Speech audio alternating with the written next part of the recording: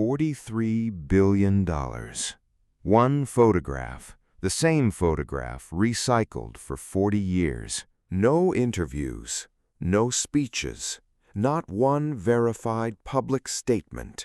And still, the numbers are impossible to ignore. Before the billions, before the offshore networks spanning 140 shell companies in a single jurisdiction, before the corruption case that opened in 2001 and then, without a single hearing, without a single conviction, simply vanished, he was a young man picking up strangers for loose change. He drove strangers for coins.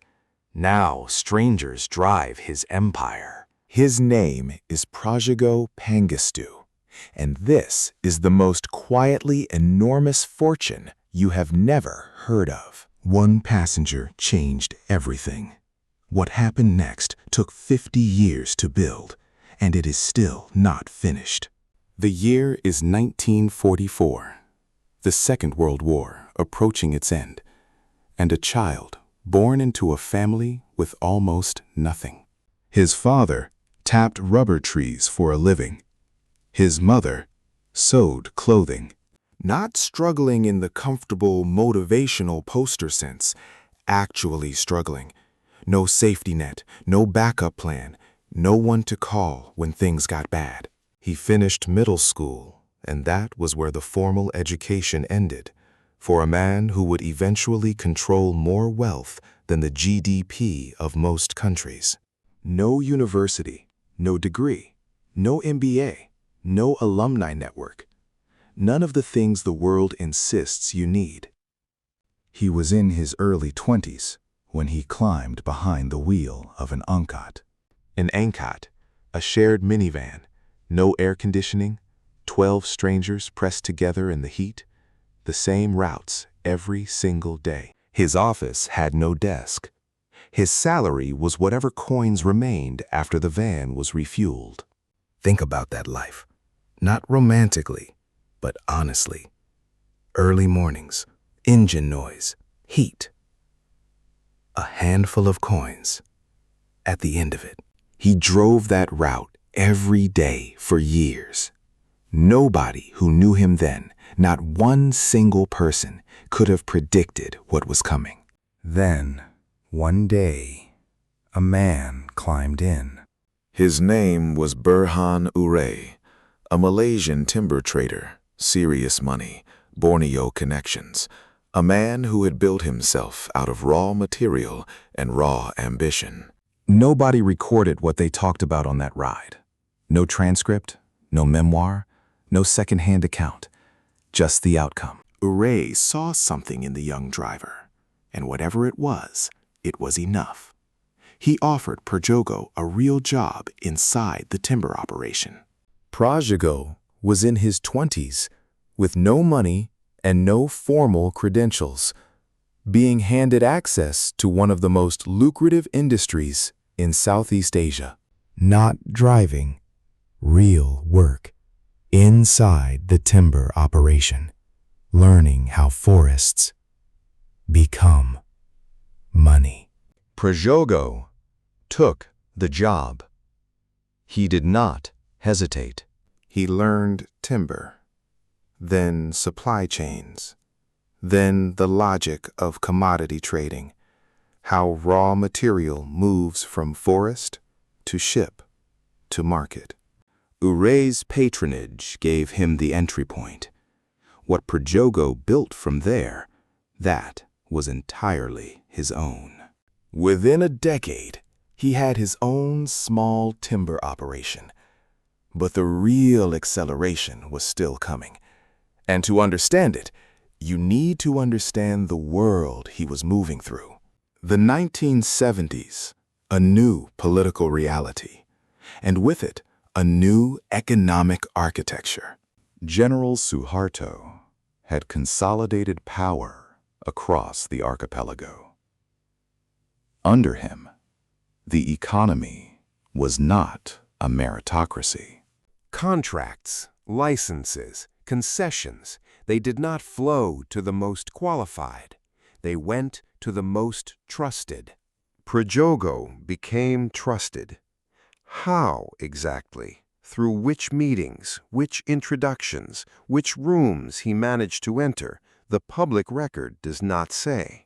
What is documented, from the 1970s onward, he received forest concession licenses covering millions of hectares, rights to log, process, and sell timber from land the size of entire nations. Millions of hectares. That is not a rounding error. That is a continent's worth of trees. His company, Barito Pacific, became one of the largest plywood manufacturers on Earth. Built in roughly 1 decade through a combination of license, capital, and relentless expansion. Think Georgia Pacific or Weyerhaeuser, American timber empires built across generations. Prajogo compressed a version of that into 1 decade, on the other side of the planet. He was also supplying international buyers. Plywood from his mills, moving to construction sites across Asia, the Middle East, and further. The money moved fast. Timber into petrochemicals. Petrochemicals into new industries. Each deal compounding the last. By the early 1990s, he controlled one of the largest private conglomerates in Southeast Asia, a middle school graduate, managing an empire. And this is where the story branches into territory that is documented, but deeply uncomfortable. The forests that built this empire, some of them no longer exist. Yale's Environment 360 documented the scale of deforestation across Borneo during this era. The numbers are not comfortable reading. Prajogo's companies have been named in investigations surrounding a $5.2 billion reforestation fund, money raised to replant what was cut, with documented questions about where it actually went. He has never publicly addressed these allegations. The lone wolf does not speak. What we know comes from investigative journalism, not from anything he has ever said himself. Here is the tension at the center of this story. The building and the destruction were happening at the same time, and both were staggering in scale. What Prajogo built is documented, and so is what it cost the land. He has never publicly connected the two. And before anyone could fully reckon with any of it, the structure he had built began to shake. 1997. 3 numbers that, across Asia, carry the weight of a catastrophe. The Asian financial crisis struck Indonesia harder than almost anywhere. The rupiah collapsed, losing more than 80% of its value in months. Companies built on government relationships and borrowed money were suddenly standing on nothing. Prajogo's empire wobbled. 30 years of building, suddenly swaying. Then, in 1998, something worse happened.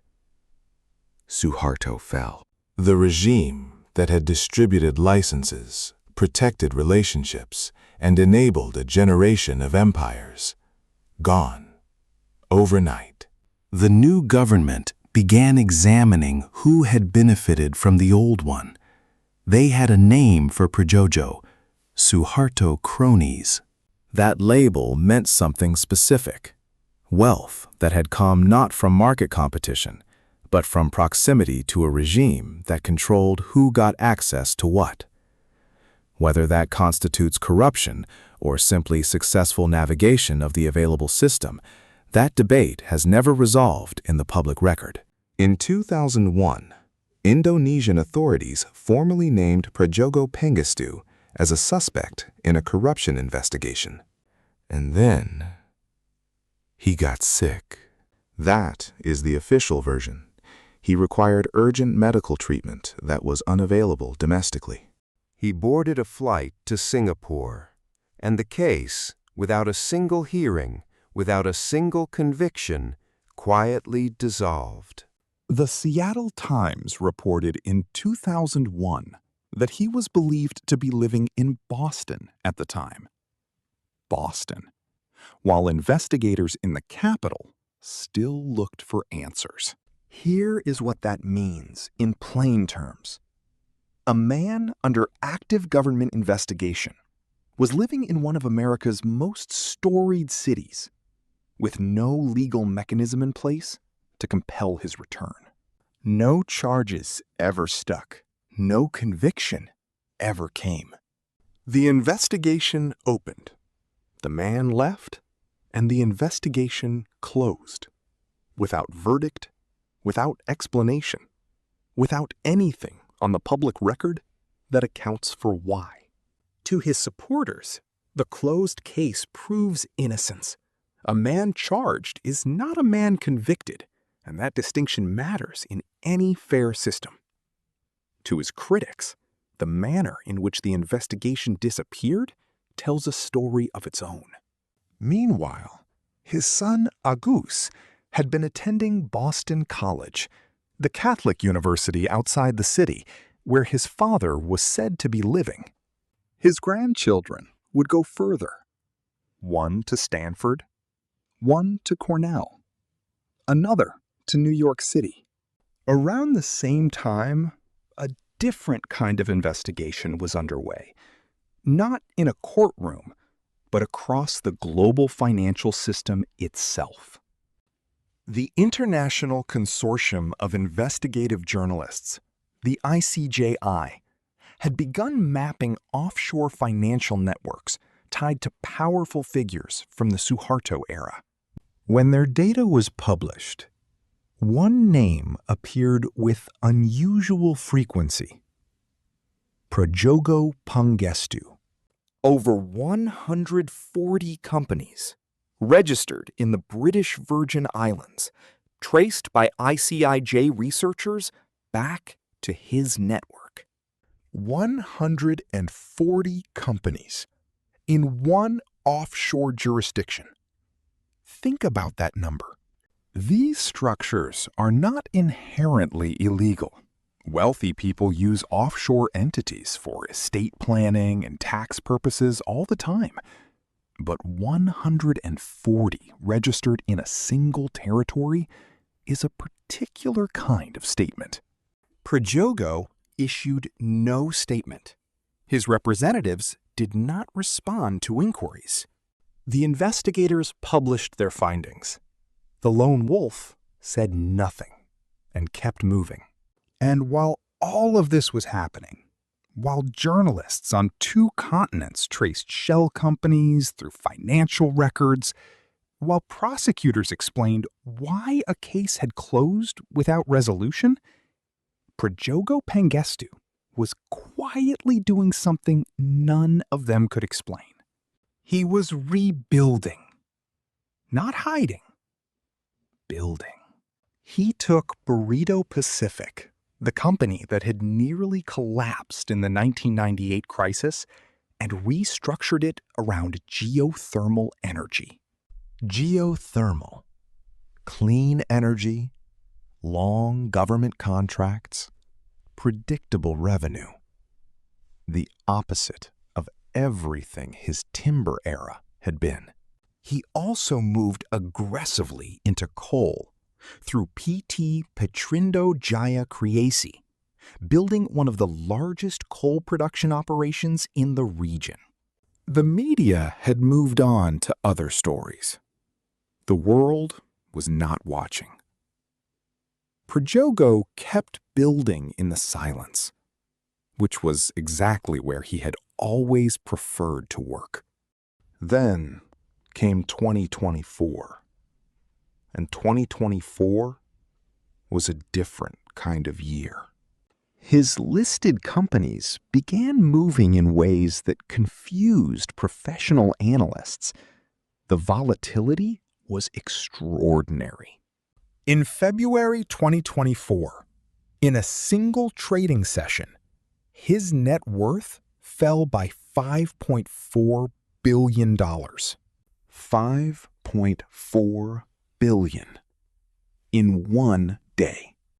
7 months later, September 2024, it happened again.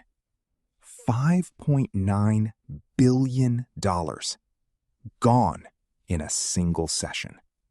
J.P. Morgan analysts published a note that, in careful professional language, essentially admitted they were struggling to justify the scale of movement in his company's stock prices. Think about what that means. The world's largest investment bank, with thousands of analysts and billions in research budget, and Prajogo Pangestu stumped them. He said nothing. He never does. Then came 2025. And 2025 was something else entirely. Energy markets had shifted. Coal prices surged globally as industrial demand outpaced renewable supply. Geothermal power, clean, reliable, government-backed, had become one of the most sought-after assets in the energy transition. Prajogo had positioned himself in both decades earlier, when neither looked particularly strategic. He had simply looked at what the ground contained and built accordingly. In a single calendar year, his net worth grew by approximately $20 billion. $20 billion in 12 months. He was 81 years old. 81. Bloomberg tracked it, the fastest growing major fortune on Earth that year. Not the fastest among older billionaires, not the fastest in his region, but the fastest globally. If you watched our last video, Harold Hamm, the Oklahoma sharecropper's son, who turned a single oil lease into a $20 billion empire, you already know this quiet operator pattern. Prajogo runs the older, more extreme version of it, across a continent, across a lifetime, with almost zero public footprint. His daughter Nancy, married into a French family, surnamed now Tabardel, runs the family office in Singapore, deploying capital across Japan, Australia, New Zealand, and Hong Kong. His son Agus, Boston College. His grandchildren, Stanford, Cornell, New York City. The lone wolf's family has gone thoroughly, irreversibly Western. Here is the strangest detail. According to the Seattle Times, this man lived in Boston for years. His children at American universities, his grandchildren calling New York home, and virtually no American institution has ever written about him at length. The lone wolf nickname, 40 years of refusing every journalist, every partnership requiring a public face, every platform demanding visibility, has become, in its own way, a competitive advantage. In a world where billionaires are profiled on every podcast and dissected in every magazine, he has remained genuinely unknown. Not underestimated. Unknown. At 81, he is investing in longevity medicine. He is not thinking about endings. So what does any of this actually mean? Not a clean takeaway, not a motivational poster, not a shareable quote about hustle and grit. This story does not resolve that way. Prajogo Pangestu built something real, starting with coins in a minivan, ending at $43 billion. That arc is undeniable. He also built it inside a system that rewarded proximity to power rather than quality of product, and that system left a damaged landscape behind. Both things are simultaneously true. The people who tried to hold him accountable, the prosecutors who opened the 2001 case, the ICIJ journalists who traced offshore structures across 80 countries, all found the same wall: silence, legal complexity, and a man who had already moved on. That is the counter-character in this story. Not one person, but a system of accountability that kept reaching and kept coming up short.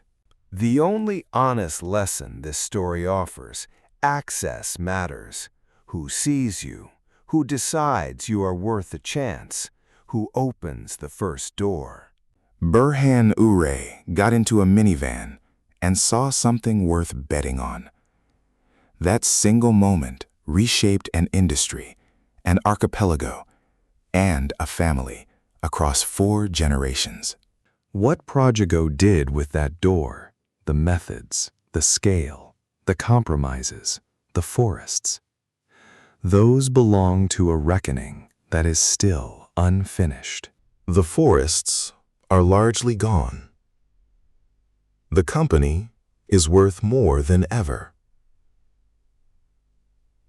He has not explained the distance between those two facts, and at 81, shows no sign of starting. That photograph, the single image recycled across 40 years of coverage, shows a man in a suit, looking slightly away from the lens, giving nothing away. No second photograph has ever been verified. Think about that. $43 billion and 1 image.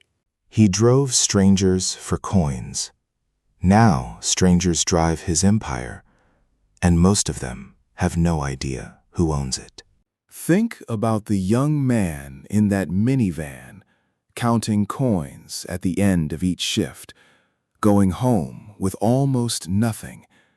And then think about the $5.9 billion that vanished in a single afternoon in September 2024. Same man, same instinct to keep moving, keep building, say nothing. A different scale that no analyst on Earth has fully explained.